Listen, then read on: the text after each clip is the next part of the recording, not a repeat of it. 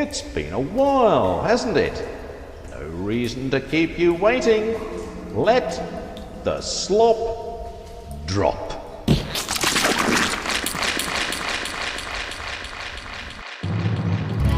Slop stories. Slop stories.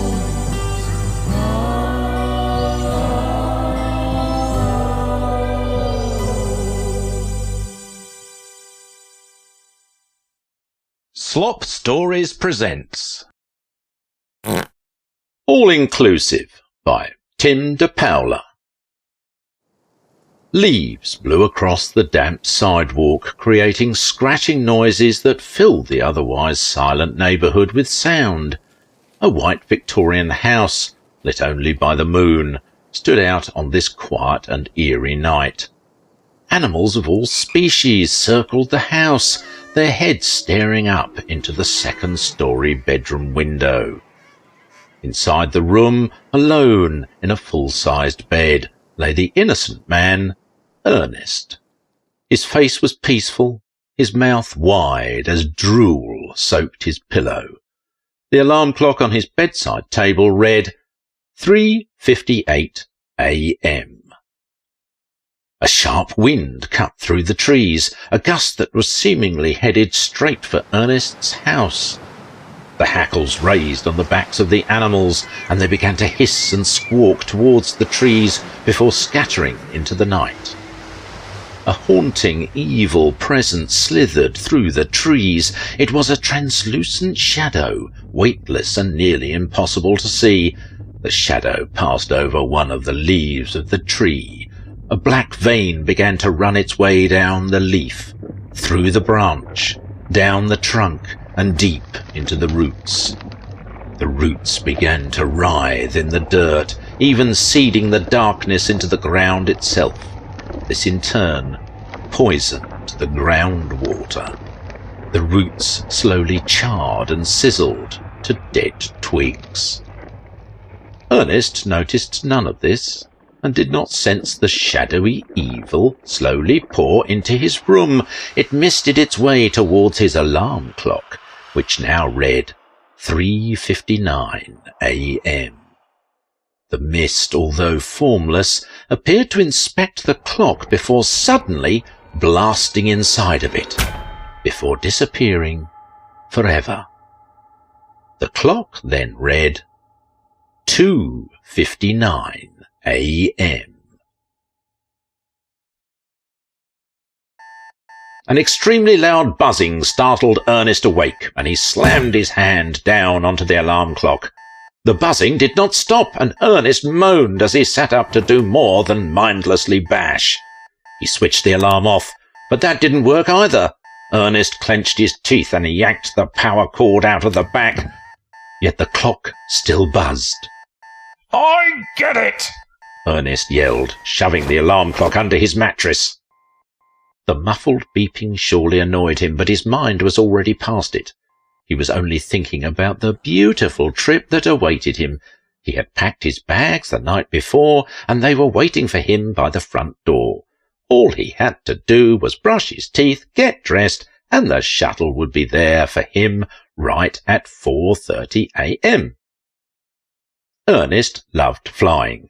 He enjoyed getting to the airport early, for the comfort of knowing that the horrible airline wouldn't pressure him to give up his seat because they overbooked the flight. He walked downstairs and drew himself a cup of tap water and noticed that it tasted a little off. Then he saw that the stove clock read 5:20 a.m. He spit the water across the kitchen. He skid across his floor to the front door and cranked it open to see an empty driveway. A note was taped to the door, written on Shuttle Bus Limited letterhead. You weren't here. We left. Your account has been suspended. A $300 fine has been dispatched. Thank you for choosing Shuttle Bus Limited. Ernest wanted to cry. His heart felt heavy, but he still had a decent amount of time to make another arrangement. He retrieved his phone from the backpack by the door and opened up his ride-share app. No drivers available at this time. Try again later. He searched for a taxi company online and called the one with the best reviews.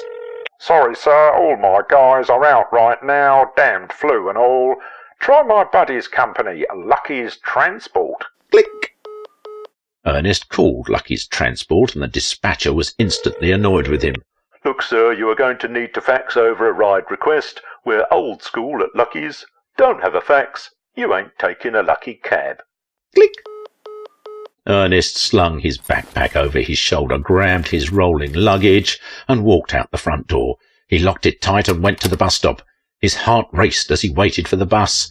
It was now 6:20 a.m. and his flight was at 8 a.m. The bus arrived 20 minutes late, and he hopped on and paid the fare. The bus was filled to the brim with dock workers getting off their shift. The smell was putrid. A rotten squid perfume wafted into his nose. It was standing room only, and the bus stopped at every single stop until each dock worker had exited. It was now 7:45 a.m. and he was just pulling up to the airport stop. Ernest burst off the bus and ran in a full sprint towards the security line. It wrapped around the building. He started crying, but saw a woman sleeping on a bench with a cane leaned up against her knee. He didn't hesitate. He walked up and stole the cane and limped to the front of security. Please, the bus didn't have the proper mobility. My cane. I need to get through. My flight, it leaves in 10 minutes, Ernest said through real tears, barely able to take a breath. The TSA officer had no empathy or sympathy in his heart. Not a single drop. But he had been demoted for dealing poorly with a disabled passenger the week prior.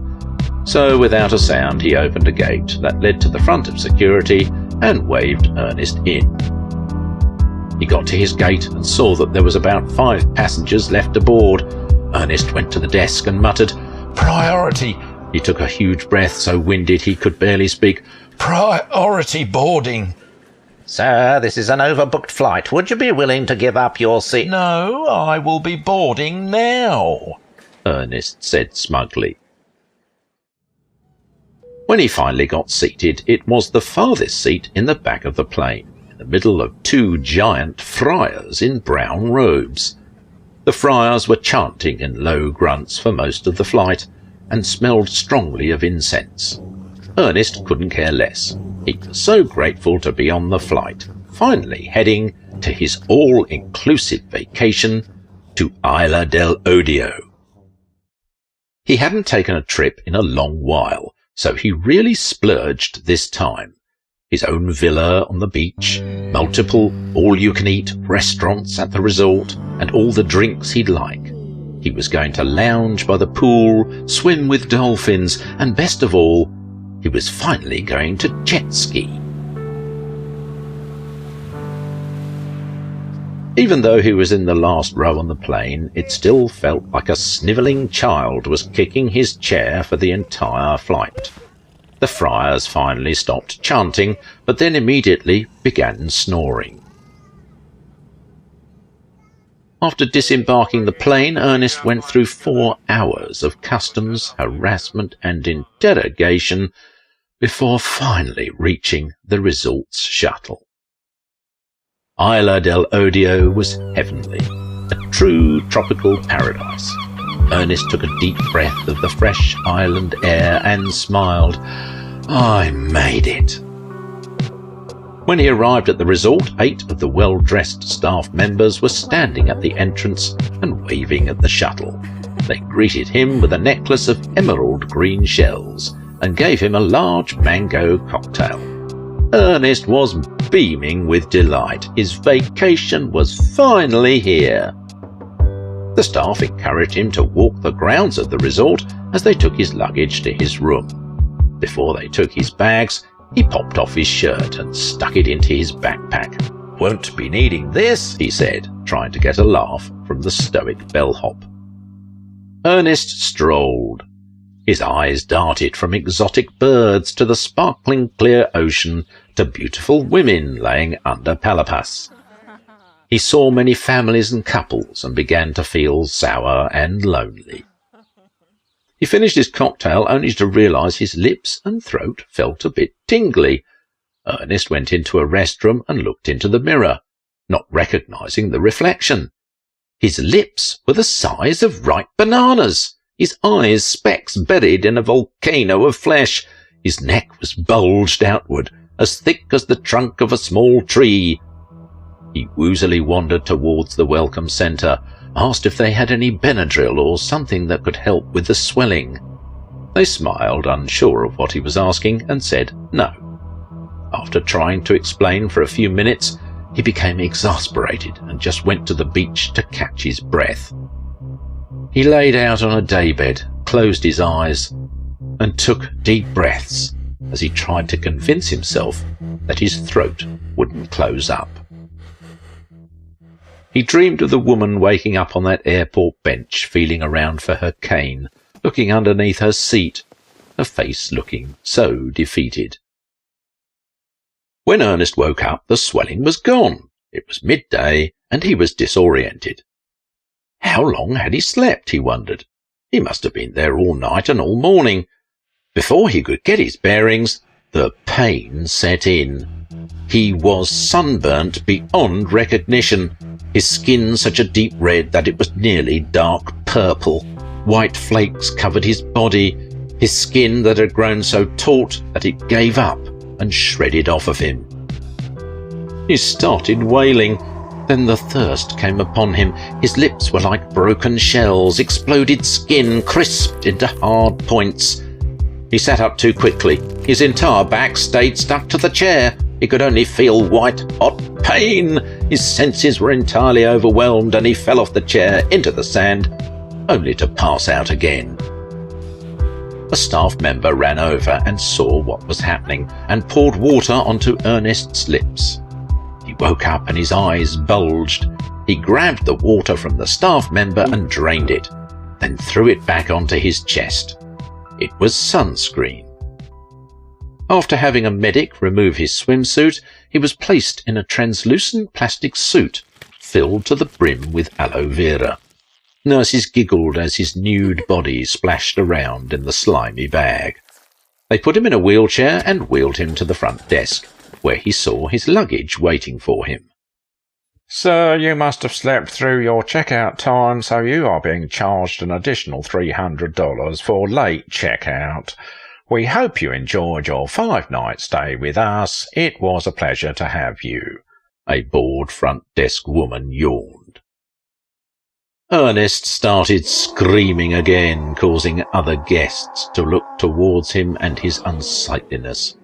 He realized that he had somehow slept all 5 days and nights as soon as he arrived, missing his entire vacation. No villa, no all-you-can-eat, no dolphins. His face contorted. How could you have let this happen? Why didn't anyone wake me or take care of me when they saw I was burning and not moving for days? You will be hearing from my lawyer, Ernest yelled earnestly. We won't be hearing from any such person, as this is entirely on you. You were on the 24-hour private beach. We honour our guests' privacy and have no business bothering them while they do as they please. Once again, thank you for your stay, and please give us a 5-star review. It would really help. Ernest screamed again. He wasn't sure if it was the physical pain or mental sadness. When Ernest arrived back home, he saw that his large oak tree from his front yard had collapsed and fallen into his house. The tree looked as though it had died overnight. He shuffled in his plastic bag outfit, leaving a slimy trail of aloe behind him. Every step he took was agony, but he had a few days of recovery on the floor of the airport as he waited for the delay to be lifted after the volcano had let out some ash. Ernest had been fired from his job for not reporting to work as well. He noticed another note on the door, a court summons in his name. He was being sued for stealing Gloria Enho's cane at the airport. It was found in a trash can by his gate and tested for fingerprints. Ernest was a match. He also had received an additional fine for missing the airport shuttle. Nothing fazed him now. He just needed to get to sleep in his own bed. He looked into his kitchen pitch-black mould had grown where he spit the water. He didn't give it a second glance. Ernest made his way up the stairs into his bedroom and saw huge branches from the tree had crashed through his window and pierced his mattress. He crawled into bed anyways, wrapping around the wooden labyrinth. And as he laid there, he heard the alarm clock, still buzzing under his mattress. He let out an extremely pained yelp and was never seen again.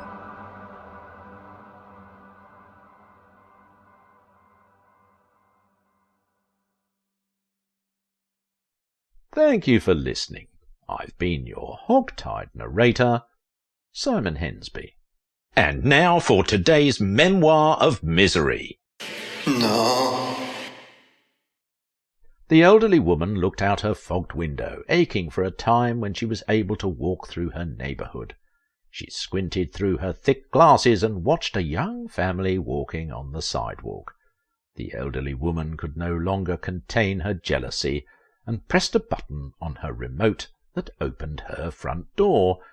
3 starving, rabid German shepherds bolted out of her house, tripping over themselves as they ran at full speed to greet the young family.